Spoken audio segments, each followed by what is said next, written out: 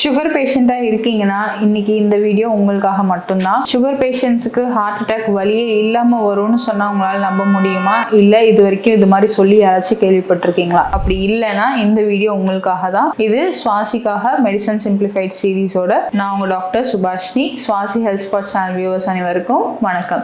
இன்னைக்கு நம்ம இந்த வீடியோவில் சுகர் பேஷண்ட்ஸோட ஹார்ட் அட்டாக் என்ன மாதிரி இருக்கும், அவங்களுக்கு நிஜமாலுமே அந்த ஹார்ட் அட்டாக் மற்ற பர்சன்ஸுக்கு வர மாதிரி தான் இருக்குமா, இல்லை இவங்களோட சிம்டம்ஸ் தனியாக தெரியுமா அப்படின்றத தான் கிளாஸிஃபை பண்ணி நம்ம பார்க்க போகிறோம்.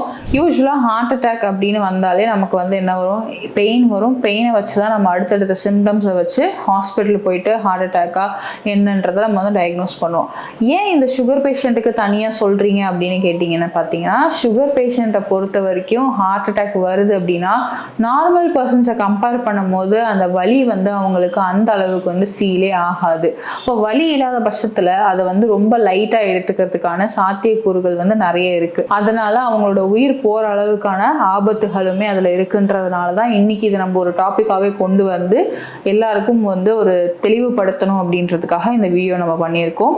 ஸ்பெஷலாக சொல்லணும்னா டயபெட்டிஸ் ரொம்ப நாளாக இருக்கு, அது உங்களுக்கு நாளடைவா 10 இயர்ஸ் 15 இயர்ஸ் இந்த மாதிரி இருக்கு, இல்லைனாவே அன்கண்ட்ரோல்டாகவே வச்சுட்டு இருக்கீங்க அப்படின்னு பார்த்தா கூட உங்களுக்கு என்ன ஆகும்னு பார்த்தீங்கன்னா, அடுத்தடுத்த காம்ப்ளிகேஷன் ஸ்டேஜஸான நரம்பு பலவீனமாகுதல், கண் பார்வை மங்குதல், புண்ணு ஆறாமல் இருக்கிறது, இந்த மாதிரி நிறைய காம்ப்ளிகேஷன்ஸ் இருக்குது இல்லையா சுகரை பொறுத்த வரைக்கும். அதில் ஒரு காம்ப்ளிகேஷன் தான் நரம்பு பலவீனமாகிறது.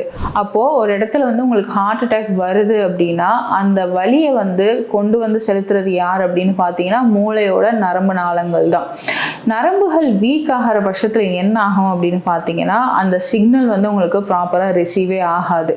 அப்போது அந்த பெயினே உங்களுக்கு தெரிய வராது. இதுதான் சுகர் பேஷண்ட்ஸ்க்கும் மற்ற பர்சன்ஸ்க்கும் இருக்கிற அந்த சின்ன ஒரு டிஃப்ரென்ஸ் தான். ஆனால் இது பண்ணக்கூடிய வேலைகள் அப்படின்னு பார்த்தீங்கன்னா இதனால் நம்ம உயிரே போகிறதுக்கான சாத்தியமே அதிகமாக இருக்குது. அப்போது என்ன வச்சு இப்போ நம்ம நரம்பு எனக்கு வீக்காக இருக்குது, வலி சுத்தமாகவே தெரியாது அப்படின்னு கேட்டிங்கன்னா, வலி தெரியாமலாம் இருக்காது, மைல்டாக தெரியும்.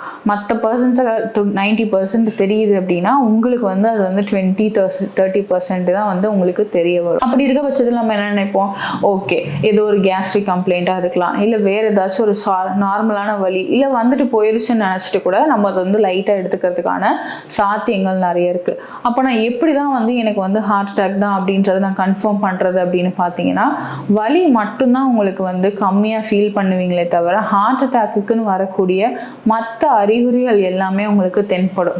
என்னென்ன அறிகுறிகள் அப்படின்னு பார்த்தீங்கன்னா, உடம்பு முழுக்க வேர்த்து கொட்டி நனையிறது, ரெஸ்ட்டில் இருக்கும் போதே உங்களுக்கு ஃபுல் உடம்பு நனையிறது, கோல்டு ஸ்வெட் அப்படின்னு சொல்லுவோம். அது மூச்சு திணறல், ஆக்சிஜன் பற்றாக்குறை ஏற்படும் போது உங்களுக்கு மூச்சு திணறல் அதிகமாகும். மயக்கம் மற்றும் குழப்பம், மூளைகளுக்கு செல்லக்கூடிய ரத்த ஓட்டங்கள் குறையும் போது உங்களுக்கு அந்த மயக்கமான ஒரு ஃபீலிங் வரதுக்கான சான்ஸ் இருக்கு. இதையும் வச்சுக்கலாம். வலி பரவுதல், இடது பக்கமா வலி பரவி ஒரு மறுத்து போற ஃபீலிங் இருந்தாலும் உங்களுக்கு அது ஹார்ட் அட்டாக் அப்படின்றதுக்கான அறிகுறியாக நீங்கள் எடுத்துக்கலாம். அடுத்தது பார்த்தீங்கன்னா அழுத்தம், ஒரு யானை ஒரு செஸ்ட் மேலே உட்காந்த மாதிரியோ இல்லை பெரிய பாறாங்களை தூக்கி உங்களோட மார்புக்கு மேலே வச்ச மாதிரியான ஒரு அழுத்தம் ஃபீல் ஆகுச்சு அப்படின்னா அதுவுமே நீங்கள் ஹார்ட் அட்டாக்கான சிக்னல்ஸாக எடுத்துக்கலாம்.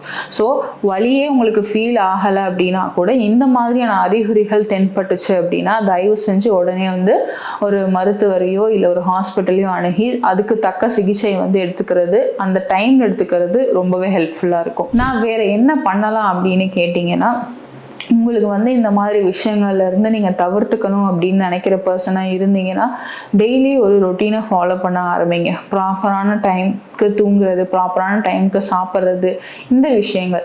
சுகரை எப்போவுமே 3 months ஒன்ஸ் HbA1c செக் பண்ணிவிட்டு அதை நார்மல் லெவல்குள்ளே வச்சுக்கிறதுக்கு கரெக்டாக மெடிக்கேஷன்ஸாக இருக்கட்டும், லைஃப் ஸ்டைலாக இருக்கட்டும், ஃபுட்டாக இருக்கட்டும், எல்லாத்தையுமே ஃபாலோ பண்ணுங்கள்.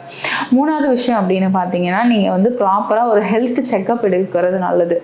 உங்களுக்கு அந்த மாதிரி சிம்டம்ஸ் இருக்குது அப்படின்னு நீங்கள் ஃபீல் பண்ணுறீங்க அப்படின்னா ஒரு எக்கோ எடுக்கிறது, இயர்லி ஒன்ஸ் எடுத்தால் போதும். இயர்லி ஒன்ஸ் ஒரு எக்கோ எடுக்கிறது, அந்த மாதிரி விஷயங்கள் நம்ம ஃபாலோ பண்ணும்போது ப்ரிவென்ஷனாக நம்ம பண்ணிக்கலாம். அதுக்கப்புறம் நீங்கள் ஃபுட்டில் வந்து அடிக்கடி என்ன பண்ணலாம் அப்படின்னீங்கன்னா, மருதம் பட்டை கிடைக்கும் உங்களுக்கு. அது மருதம் பட்டையில் பொடியாக வாங்கிட்டு அது ஒரு 3 கிராம் அளவு வந்து ஒரு வாரத்தில் ஒரு முறையோ 2 முறையோ நீங்கள் எடுத்துக்கும் போது இதயத்தோட சர்க்குலேஷன், இதயத்தோட நாளங்கள் எல்லாம் சுத்திகரிக்கப்படுறது, ரத்தம் வந்து கட்டாமல் இருக்கிறது, இந்த மாதிரி விஷயங்கள் எல்லாம் உங்களுக்கு நடக்க ஆரம்பிக்கும். இன்னும் ரொம்ப சிம்பிளாக சொல்லணும்னா, டெய்லியும் பூண்டு உங்கள் உணவில் சேர்த்துக்கிறது மூலயமா கூட உங்களோட இதய ஆரோக்கியத்தை நீங்கள் பார்த்துக்க முடியும். இந்த சின்ன சின்ன விஷயத்தை ஃபாலோ பண்ணுங்கள். உங்கள் வீட்லேயோ இல்லை வேறு யாருக்கோ சுகர் இருக்குது அப்படின்னா இந்த வீடியோ அவங்களுக்கு ஷேர் பண்ணி அவங்களுக்கும் இந்த விஷயத்தை தெரியப்படுத்துங்க. இந்த வீடியோ உங்களுக்கு நல்லா யூஸ்ஃபுல்லாக இருந்துச்சுன்னு நீங்கள் நினச்சிங்கன்னா கீழே கமெண்ட்டில் சொல்லுங்கள்.